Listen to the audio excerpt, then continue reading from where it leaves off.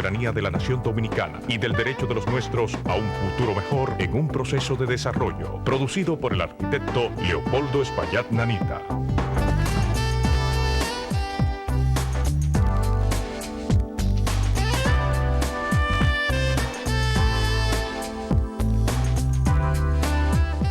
Saludos, pueblo dominicano. Hoy, lunes 11 de marzo del año 2002, les traemos otra edición de su programa Agenda Nacional, que les llega por este multimedio de Teleradio América, Canal 45 UHF, Canal 45 de varios sistemas de cable en el área metropolitana de Santo Domingo y también en el área metropolitana de Santiago de los Caballeros. En el internet, en hz730.com en tiempo real, y desde luego a través de Radio HZ, Broadcasting Nacional, en sus 730 kilociclos de amplitud modulada, que se transmite de lunes a viernes, de 11 a 12 meridianos, y se retransmite cada noche de 12 a 1 de la madrugada por esta misma emisora. Les habla Leopoldo Espaillat Nanita, y para llevar adelante este programa, contamos como siempre con la ayuda y colaboración de nuestro amigo, el licenciado Roger Ogando Piña. Buenos días, Roger. Muy buenos días, Leopoldo. Muy buenos días. ¿Cómo amanece la semana? Tranquilo, muy sereno, todo muy... ¿Todo tranquilo? Sí, absolutamente. Bueno, tengo que comenzar pidiendo unas excusas. Esto es algo personal, pero me veo obligado a hacer porque falté. Recibí la invitación de las fundaciones Testimonio y Fundación Manolo Tavares a la puesta en circulación del libro Testimonios, tomos 1 y 2 de Grey Cuascu Guzmán. Es un homenaje a los mártires y héroes de la lucha antitrujillista y una investigación de los protagonistas de la historia dominicana en el siglo XX. Esa misma noche, prácticamente esa hora, ya yo tenía el compromiso previo de la reinauguración en el convento de los dominicos, ¿no? Teníamos el centro de teología en el cual yo he participado, incluso dando algunas charlas, hay muy gentil invitación de ellos, y además porque tengo, igual que mi esposa y yo, tenemos un compromiso muy sagrado con los dominicos. Ellos fueron los que nos echaron la mano en momentos muy difíciles de nuestra vida, cuando perdimos nuestra hija, María Elena. De modo que lamento haber faltado a la Fundación Testimonio, de la cual me honro en pertenecer, y me excuso públicamente ante ellos y ante la autora del libro, Grey Cuascu Guzmán, una dama muy meritoria y luchadora también, de ese periodo de la vida de los dominicanos. También debo anunciar que para mañana vamos a tener como invitada a nuestra hija, a la licenciada Vanessa Espaillat de Álvarez, psicóloga y educadora, que acaba de regresar de un evento muy interesante en Puerto Rico, que consideré que será de interés para ustedes. Y tiene mucho que ver con el señor Hostos, que es el fundamento, el tronco de todo lo que fue el proceso educativo dominicano en el siglo pasado. Ya lo que está pasando en este siglo no sabemos, ¿verdad? Las cosas que uno ve, uno no sabe ni de dónde vienen ni para dónde van. Pero el pensamiento del señor Hostos sigue vivo, y de eso vamos a hablar mañana. Ustedes oirán por boca de Vanessa, la experiencia de ese evento tan interesante. El próximo punto, arquitecto, de nuestra agenda. Tenemos que ver algo con el Día de Sánchez. Así es. Y nuestra prensa nacional, todos los medios de comunicación, no solo, pero sobre todo la escrita, que es la que queda permanente ahí. El día viernes hicimos un comentario sobre este aspecto, con respecto a que el sábado, día 9, se iba a cumplir un aniversario más de la fecha natalicia del patricio Francisco de Rosario Sánchez, o Francisco Sánchez de Rosario, como yo me he dado en llamarlo. Y hacíamos la advertencia de que al día siguiente iba a ocurrir ese acontecimiento, que es un evento nacional de carácter que debería enorgullecernos a todos, porque es uno de los patricios de nuestra nacionalidad, quizás uno de los más destacados había nacido en esa fecha. El día 9, el sábado 9, se produce entonces en los medios de comunicación exactamente lo que nosotros habíamos previsto. Solamente estos dos medios de comunicación, el periódico Hoy, quien produjo este opúsculo, sí, de la figura del patricio Francisco Sánchez del Rosario, dirigido hacia los niños, porque fue insertado dentro de un magazine, una revistita para niños que edita los sábados el periódico Hoy. Muy efectiva esta promoción, pero desde luego no destacó nada ni en primera plana ni en ninguna otra parte importante. El periódico Listín Diario hizo esta publicación. Esta publicación dirigida a la circulación general del periódico, no particularizada sin ningún segmento de la población. El más interesante de todos son los niños. Debió haber publicado también en su magazine de los domingos algo con referencia a la figura de Sánchez. Los demás medios de comunicación, ninguno hizo alusión a ello, excepto el periódico Nacional, un cuadrículo en la parte izquierda de su página interior, de su portada, de la parte interior de su portada, en donde se hacía una muy breve reseña de la figura de Francisco de Rosario Sánchez. Creo que nosotros estamos muy en deuda con esta figura. Creo que nosotros estamos pagando muy mal. Óyeme, realmente estamos en deuda con todos los trinitarios, con todos los forjadores de la nacionalidad dominicana. ¿Por qué? Pues porque estamos echando por la borda todo su esfuerzo, todo lo que ellos hicieron para crear esta nación. Nosotros lo estamos rompiendo con los pies y de eso vamos a seguir hablando. Permanente y continuamente. Para terminar con el tema y recordando la propuesta que tú habías precisamente reeditado el viernes, de que el mes de la patria se extendiera, fuera más que un mes, se extendiera hasta cubrir la fecha del natalicio de Sánchez y abarcara de paso también la fecha aniversario del ejército. De la Fuerza Armada. No, del ejército. Del ejército. La Fuerza Armada del 26. Sí. Quiere decir que reiteramos eso. Ojalá que alguien escuche, a ver si después de escucharnos, demás nos hacen caso. Al menos en eso ponemos un poquito de sentido, ¿verdad? Continuamos con los Panam, los dichosos Juegos Panamericanos. Todavía no están dando problemas. Sí, ahora es que viene lo bueno, ahora viene la conclusión de este asunto. Porque todo se decidirá con la visita del presidente, al señor Vázquez Raña. La visita a México del presidente, que va a coincidir con una entrevista. Pero mire lo que dice Vázquez Raña. Ajá. Oye. Contradiciendo lo que había firmado el doctor Puello, de que ya era muy tarde para echar para atrás, dice Vázquez Raña, que la sede de Panam sí peligra. Y dice varias cosas.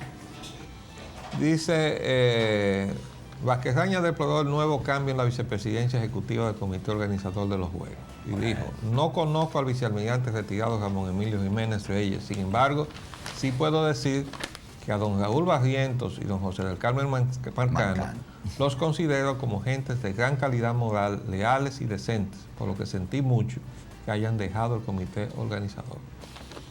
Dijo que desconoce las razones por las cuales los dos anteriores dejaron el comité organizador, ya que normalmente estas situaciones no se dan con otros comités organizadores de Juegos Panamericanos en ninguna parte del mundo. Sin embargo, espero que el señor Jiménez Reyes tenga las mismas características de sus predecesores.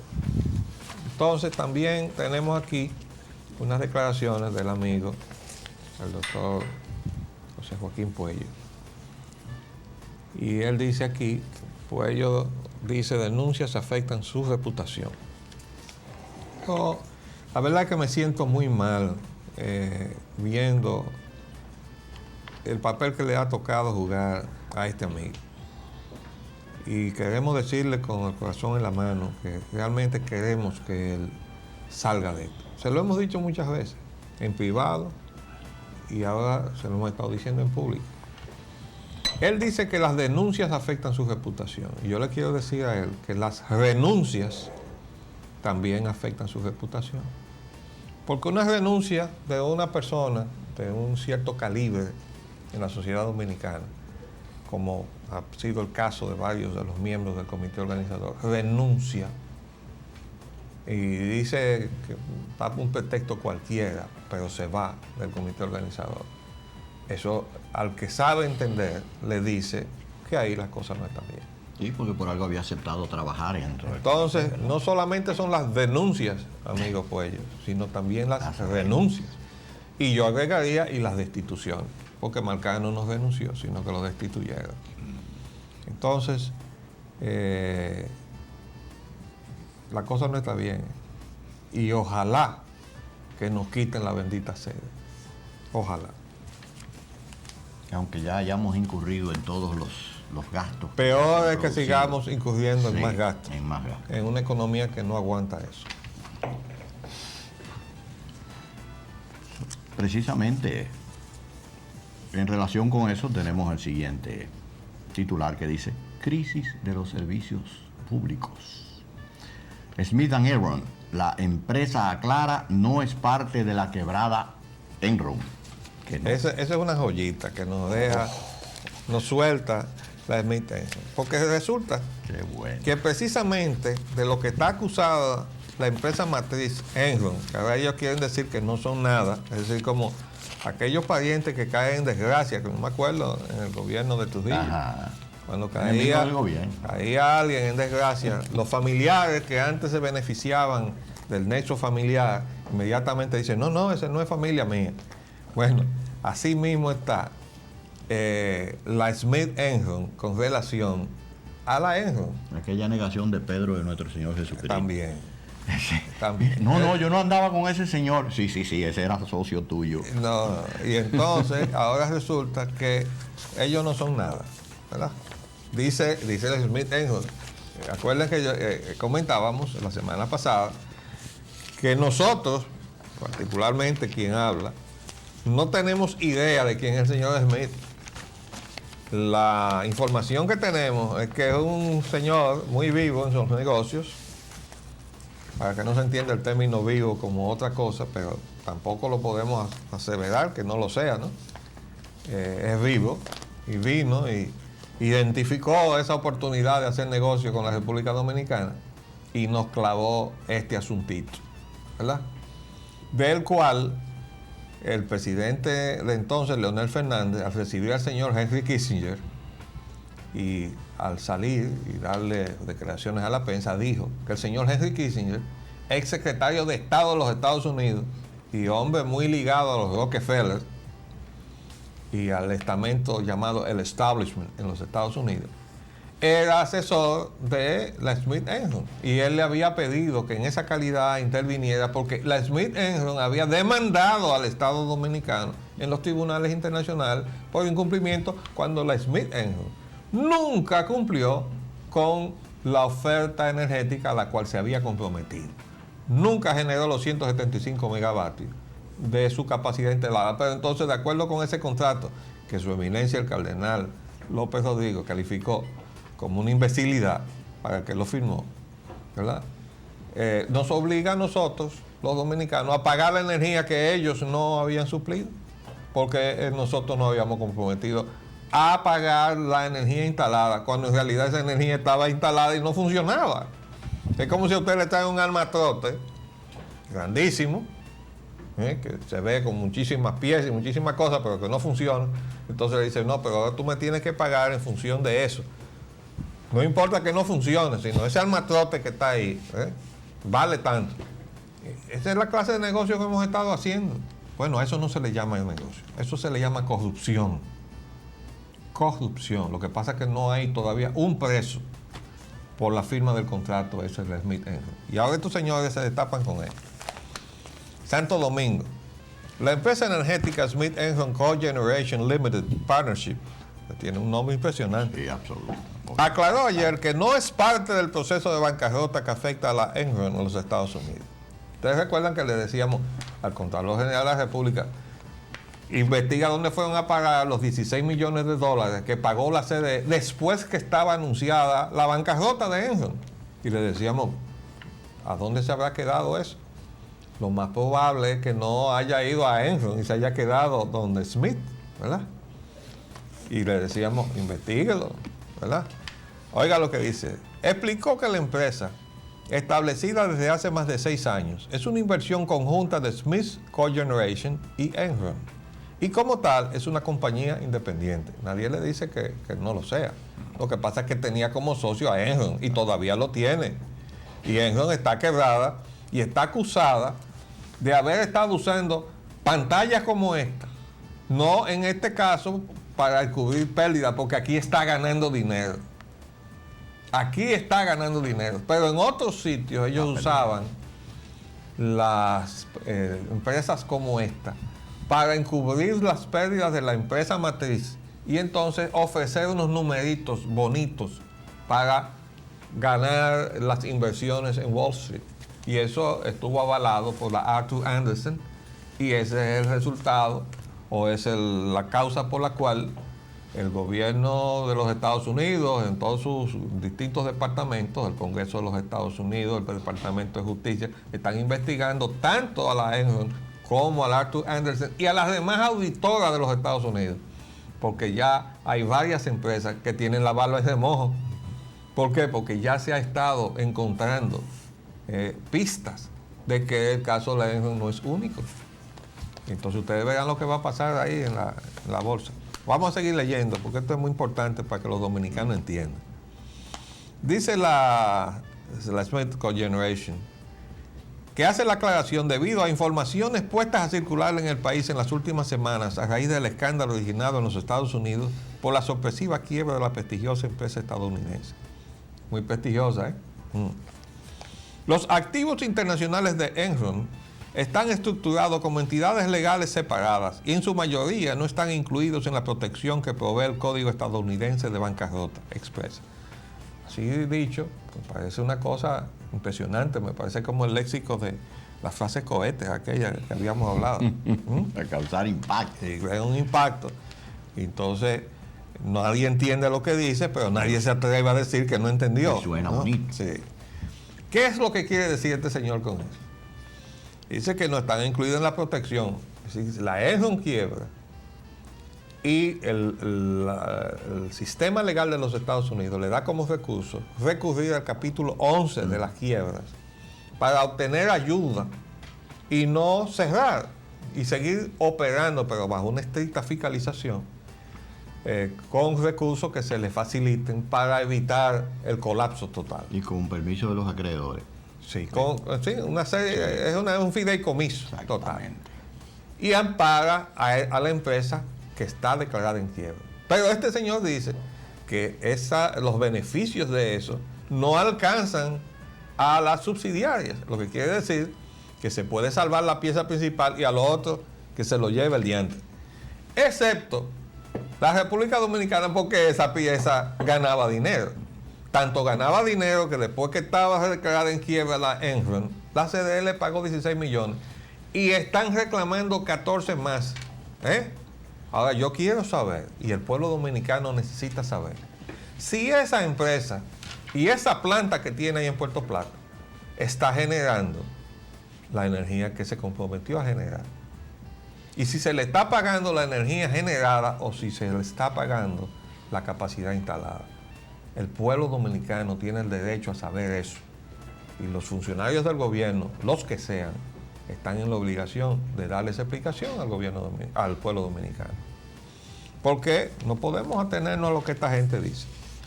Dice, en un comunicado de prensa distribuido ayer, la compañía energética dice que sus activos continúan siendo administrados localmente, operando con eficiencia y seguridad, comprometidos a cumplir con sus obligaciones contractuales con sus clientes, sus financistas y suplidores. Bueno, eso es lo que nosotros queremos saber precisamente. Si está cumpliendo con sus obligaciones contractuales, entregando la energía, porque el otro día salió en la prensa que había un apagón general en el Cibao y era el resultado de que ellos habían apagado la planta. Sí, porque no le habían pagado. Entonces, ¿cómo es que están cumpliendo con sus compromisos si están apagando la planta? Y además dice que reconoce y aprecia los esfuerzos de la actual administración de la Corporación Dominicana de Electricidad de trabajar juntos. ¿Y cómo no lo va a agradecer? No le pagaron 16 millones de dólares después de la quiebra de Enron. Claro que tienen que estar agradecidos. Dice, y enfatizamos nuestro compromiso y voluntad de continuar trabajando para encontrar una solución a largo plazo. No, señores. no es a largo plazo. El pueblo dominicano necesita que eso tenga Ahora. una solución inmediata ahora, ni a mediano plazo. Ahora, ya estamos cansados de la Smith Enron, de la Enron y de todas esas pamplinas parecidas que nos vienen a endosar a nosotros aquí como la gran cosa, para que después resulte que es el gran fraude, ¿verdad? Entonces, esa es nuestra respuesta a esta cosa insólita. Entonces necesita mucho descaro para salir diciendo una cosa como esta. Y a tono con todo eso y la situación general de la energía eléctrica en el país, dice el siguiente titular que el país sufre un gran apagón por lluvias y el servicio tarda en restaurarse.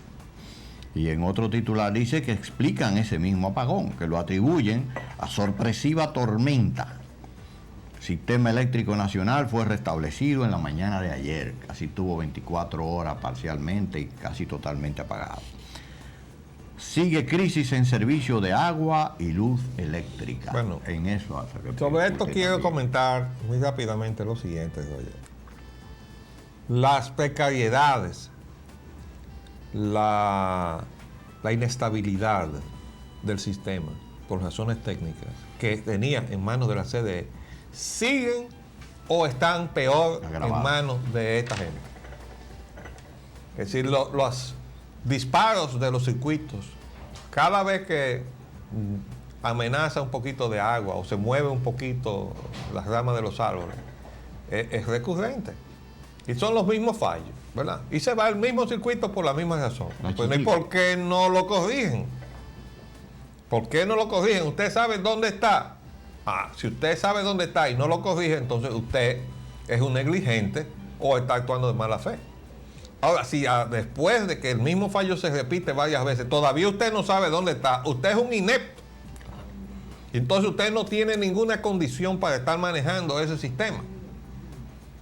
Porque por lo menos a uno le queda la seguridad de que cuando la Corporación Dominicana de Electricidad manejaba el sistema y esos asuntos no se resolvían, era por falta de recursos. Sencillamente. Porque no alcanzaban, porque el Estado no le pagaba, porque no se sentía obligado a pagarle a la CDE. Y además porque de vez en cuando mentían ahí una serie de gente para que fueran a robar, en lugar de ir a resolver. Y entonces aquello cayó en un descrédito tal que mucha gente optaba por no pagar. Y eso creaba problemas financieros. Y entonces el gobierno se echaba para atrás y decía, yo no voy a subsidiar. Cuando le pagaba algo de lo que le debía del consumo del Estado, entonces decía que estaba subsidiando la CDE. Nunca subsidió a la CDE. Y además siempre la llevó abajo con relación a lo que debía haberle pagado por el consumo del sector público. Atrasos siempre. Al extremo de que cuando se pasó balance para liquidar a la CDE, le debía muchísimo dinero a la CDE. A lo mejor se lo pagaron a las empresas privadas eso sí que entraron después, ¿verdad? Sí pero a la CDE no le pagaron. Yo me estoy refiriendo a la deuda del Estado atrasada con la CDE. Uh-huh. En lugar de habérsela abonado a la CDE, a lo mejor se la abonaron a esta gente para ponerle la cosa más dulce todavía, ¿verdad? Sí, muy probablemente. Entonces, así es como se ha escrito este capítulo triste de la historia dominicana. Pero no hay un preso. Toda la gente, los funcionarios del gobierno anterior que intervinieron en este desastre, están tan tranquilos por ahí. Hay que sacarle su comida aparte al señor Radamés Segura, porque en su momento se opuso a esa declaración de la evaluación de los activos de la CDE y dijo que estaban subvaluados. Ahora dice el CODIA, en una estimación que han hecho sus técnicos, que esa subvaluación es de más de $1.000 millones. Pero eso es un fraude al Estado Dominicano. ¿Y dónde está DEPRECO? DEPRECO debía estar activa en este asunto. Sumamente activa. ¿Dónde está? El personal de DEPRECO debería estar trabajando, sumergido en esa cuestión, ahora mismo. Vamos a hacer un paréntesis y volvemos en unos minutos.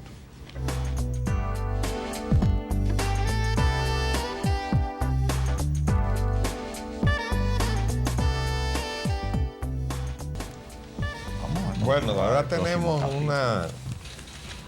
una información muy interesante que manejar, que se refiere primero a los precios de los combustibles. En este fin de semana los precios fueron aumentados sustancialmente. La gasolina premium subió 2 pesos el galón, 2 pesos con 6 centavos. La gasolina regular subió casi 2 pesos, 1 peso con 95 el galón. Y el gasoil regular subió 80 centavos el galón. El telón de fondo de esto es una variación de precios en donde la canasta de la OPEP subió 41 centavos el barril, es decir, un centavo por galón. Y 1 centavo por galón de dólar serían 17 o 18 centavos, ¿verdad? De peso por galón, y no los 2 pesos que se subieron. La canasta venezolana sí dio un salto. Yo quiero decir que a mí me llamó mucho la atención, porque yo chequeé la información de la Petroleum World.com, que ustedes saben que es una ventana del internet que nosotros utilizamos y que pertenece a la Dow Jones, la casa de las cotizaciones bursátiles, con sede en Caracas. Y había dado un dato el viernes en la tarde, o en la tardecita, cuando yo chequeé los precios. Y hoy todos los precios estaban igual, menos el de la canasta venezolana, que se había incrementado a 18,88. O sea, el viernes la canasta de la OPEP estaba 19,18 y hoy está igual. Tiene un incremento de 41 centavos el barril. O sea, 1 centavo el barril. Pero la canasta venezolana aparece hoy lunes con $1.95, o sea, casi $2 el barril. Como quiera, hay mucha distancia también con relación a los incrementos que se han producido en el país. El West Texas Intermediate subió 43 centavos de dólar el barril, que son 1 centavo por galón, y el Brent Mar del Norte 54 centavos de dólar por barril, un poquito más de 1 centavo por galón. En relación con este aspecto, deberíamos comentar algo con respecto a la situación que ha creado el presidente de PDVSA.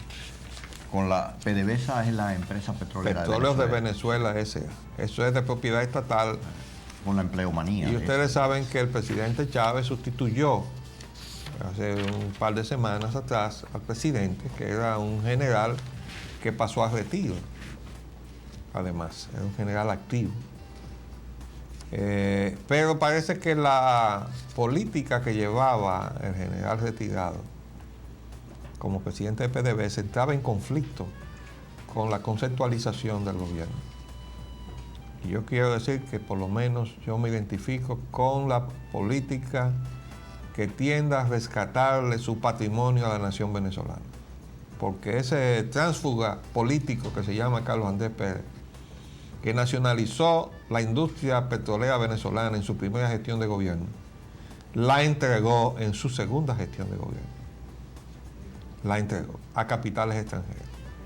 Entonces ahora, como es natural, un gobierno que trate de recuperar lo que le corresponde a la nación, va a entrar en conflicto con esos intereses todopoderosos del gran capital petrolero internacional. Ipso facto. Que es la razón por la cual está teniendo problemas Chávez con el gobierno norteamericano debido a la enorme imbricación que tiene el actual gobierno norteamericano con la industria petrolera. De modo que ahí fue donde, y ya lo hemos explicado muchas veces, el presidente Chávez pisó un callo doloroso. De todos modos, hacia lo interno, la situación de Venezuela sigue estando complicada. Ojalá, le pedimos a Dios que no lleven a esa nación a una guerra civil. A una desestabilización. Ojalá que no. Una confrontación. Ya tenemos al lado el conflicto de Colombia, que no se sabe cómo va a terminar. Hay medio país que está fuera del ámbito de control del gobierno colombiano. Dice en estos días pasados, en una forma un poco sinuosa. Sí, nebulosa, el secretario de Estado, el señor Colin Powell, que bueno, que Estados Unidos quiere ayudar al gobierno de Colombia. Ya había dicho primero que no iba a involucrarse en lo que considera un conflicto interno, que su obligación o los límites legales, de acuerdo a la ayuda autorizada por el Congreso de los Estados Unidos, solamente le permitía ayudar a Colombia o al gobierno colombiano en su lucha contra el narcotráfico, como un delito internacional. Pero no se puede meter a ayudar al gobierno de Colombia en un asunto interno, como sería el desafío de esa guerrilla armada, pero que esa es una lucha que tiene 44 años. décadas. Ahí ha habido miles de muertos incontables. Aquello comenzó, como ya le hemos explicado, en la confrontación entre liberales y conservadores. Después se agregó la guerrilla de izquierda y finalmente más de una guerrilla. Y últimamente entraron entonces los narcotraficantes a acabar de completar la complejidad de la situación. Entonces además entran unos paramilitares. Los paramilitares creados por el ejército. Que para eso se supone que es un brazo suelto también por ahí, enfrentado a la guerrilla izquierdista o a las guerrillas, y entonces aquello no lo, bueno, para los que estamos fuera no lo entendemos. Es una cosa muy compleja, pero entendemos, sí, que si Estados Unidos se involucra en ese cuadro, Se va a complejizar más. eso no, y además lo que eso va a conllevar, porque ¿qué es lo que estaba planteado? ¿Tú recuerdas aquella fuerza internacional de la cual se habló? Y que Leonel Fernández había autorizado que un contingente dominicano se comprometiera a incorporarse a esa fuerza. La fuerza continental. Y que fue anunciada porque desfiló en ocasión de la celebración de un 30 de mayo en Santiago de los Caballeros. Y cuando pasó ese contingente, el que estaba como... Comandante. No, el que estaba presentando, ¿cómo se llama? El locutor, el relator. Del desfile, lo anunció como el contingente que iba a incorporarse a esa fuerza que todavía no estaba aprobada por la OEA. Estaba la propuesta sobre la mesa y no se aprobó. Pero ya nosotros habíamos preparado un contingente para mandar a los dominicanos a que perdieran la vida, violando la Constitución de la República, que consagra de una manera taxativa y que no da lugar a ningún tipo de interpretación, que la República Dominicana es respetuosa de la soberanía de todos los estados y le prohíbe terminantemente incursionar en los asuntos internos de otros estados y mucho menos enviar tropas dominicanas. Pero eso hizo Leonel Fernández. Pero nadie le ha preguntado, ¿no?, en un tribunal, señor Fernández, ¿qué pasó con este asunto? Porque esas son de las cosas que están por ahí, ¿verdad? Sin cuestionar. Bueno, por suerte que eso no avanzó.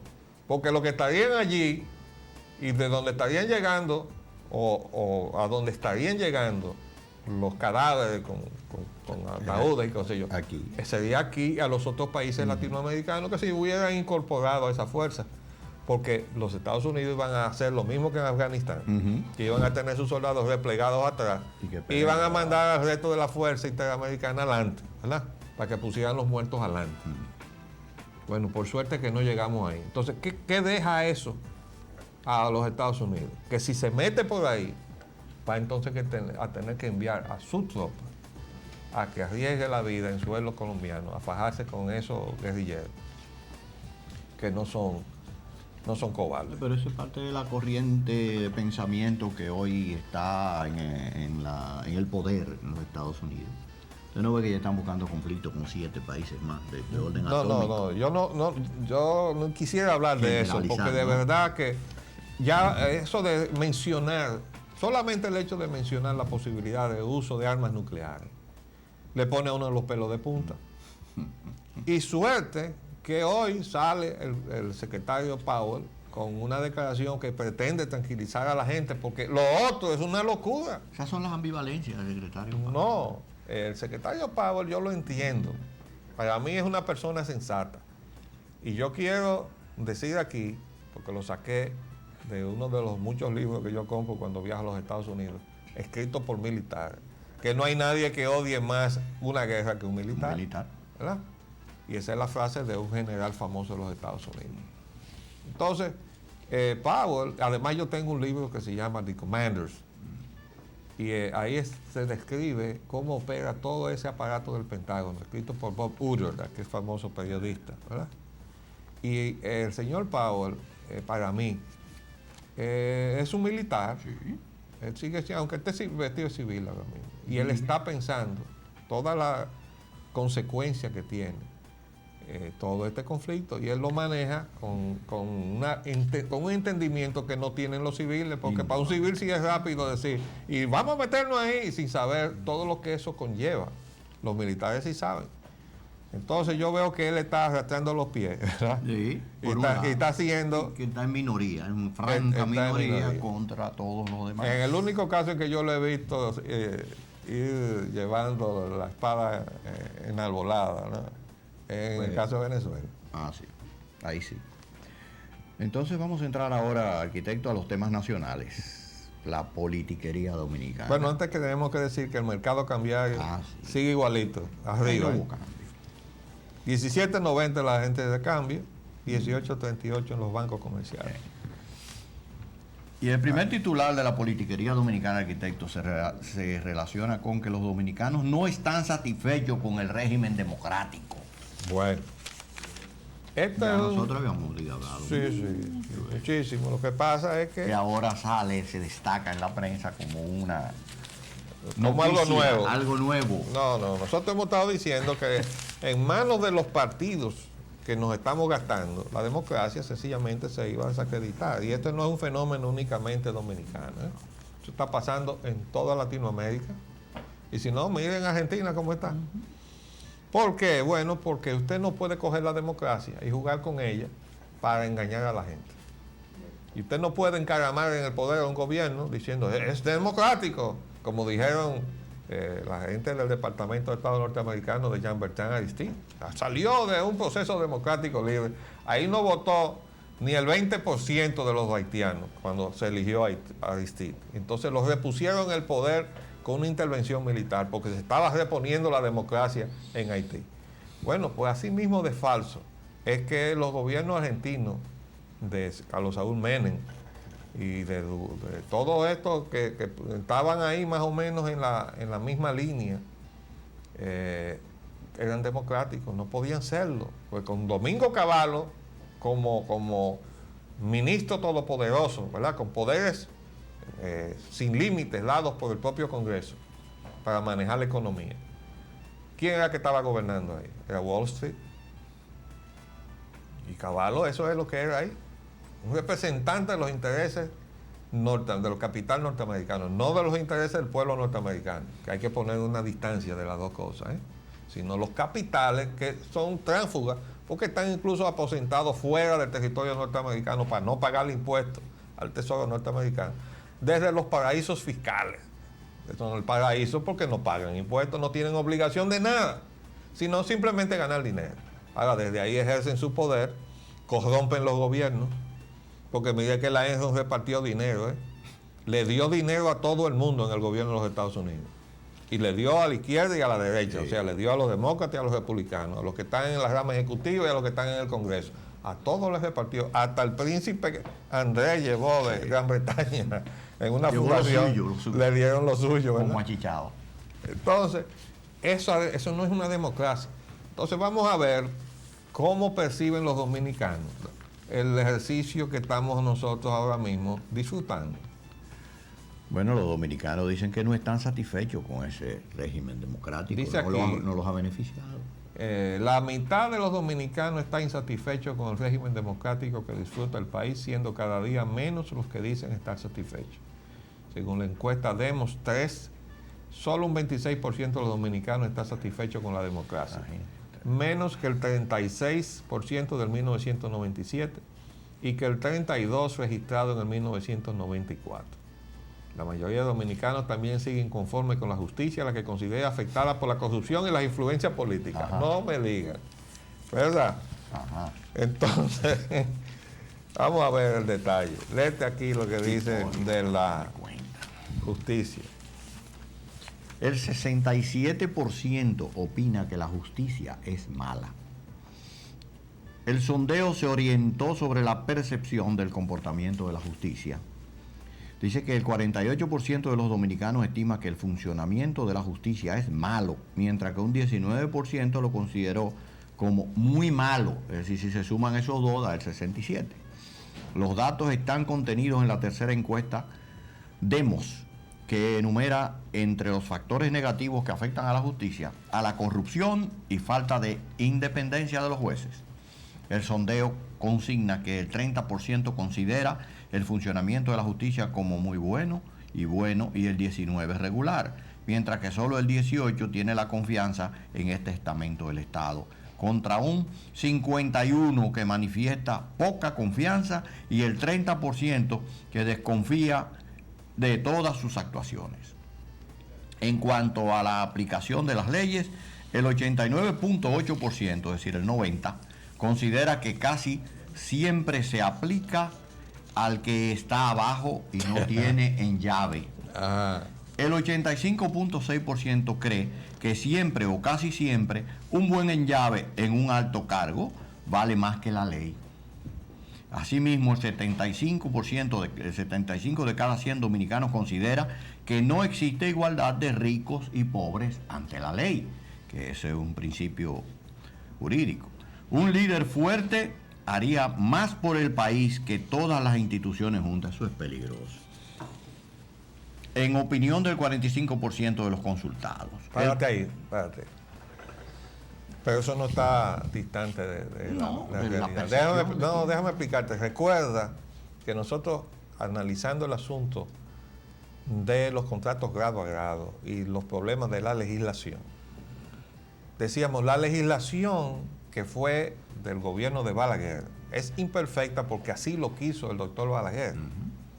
Y además porque aún planteando en términos de excepción la adjudicación de los contratos de construcción de obras del Estado grado a grado, como excepción, él lo hizo la práctica generalizada. Y la excepción era que se llamara algún concurso, que solamente se hacía cuando había fondos extranjeros, o sea, de instituciones multinacionales. Entonces, con esa legislación imperfecta, decíamos aquí que era más importante que el presidente Mejía se comprometiera él a no dar los contratos, aunque la legislación se lo permitiera. Es decir, es más importante la convicción íntima y la lealtad que tuviera el candidato en aquel momento, el actual presidente, que prometió que iba a acabar con los grado a grado, y que sea consecuente consigo mismo y con su palabra y con ese compromiso que hizo en su campaña con el pueblo dominicano. Que no que tenga una legislación, porque al fin y al cabo la legislación es la institucionalización de un modo de vida. Cuando los pueblos llegan al convencimiento de que una forma de conducta es adecuada a sus intereses, entonces eso se convierte en ley de la sociedad. Pero ¿qué pasa? Que los gobiernos, desde una posición de fuerza, nos han estado implantando la corrupción. El otorgamiento de los contratos de obras públicas del Estado, grado a grado, es el vehículo número 1 de enriquecimiento ilícito y acelerado en todos los gobiernos. Y por eso es que desde que llegan ahí, no hay forma de que suelten el caramelito ese del grado a grado. Entonces ese es el problema. Es por eso que es más importante tener un presidente que sea fiel a los principios, para que ayude a solventar las omisiones de la legislación y además para que impulse con todo el poder político que tiene un presidente ante un Congreso las legislaciones que el país necesita para poder sobrepasar todas estas taras que ha heredado del pasado. Pues nosotros seguimos rastrillando en lo mismo, o lo que es peor, patinando en la ladera enjabonada hacia abajo, hacia el precipicio, porque no hay forma, no avanzamos, lo que estamos es deslizándonos hacia abajo. Todos los días lo hacemos peor.